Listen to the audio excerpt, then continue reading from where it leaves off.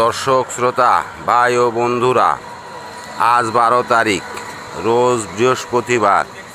জানিয়ে দেব আলু, পেঁয়াজ, আদা, রসুন খুচরা বাজার কেমন দামে বিক্রি হচ্ছে। আজকে 1 কেজি পেঁয়াজ খুচরা বিক্রি হচ্ছে 55 টাকা। 1 হালি ডিম পাচ্ছেন 40 টাকা।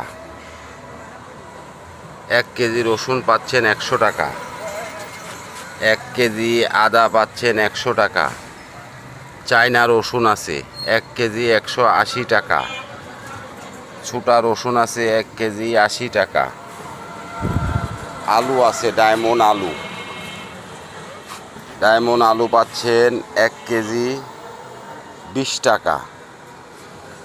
প্রতিদিন বাজারের আপডেট জানতে চ্যানেলটি সাবস্ক্রাইব করবেন, একটা লাইক দিবেন, একটা গঠনমূলক কমেন্ট করে যাবেন। কোথায় কি বাজার যাচ্ছে জানিয়ে দিবেন, এতে আমাদের সুবিধা হয়। ধন্যবাদ, ভালো থাকবেন।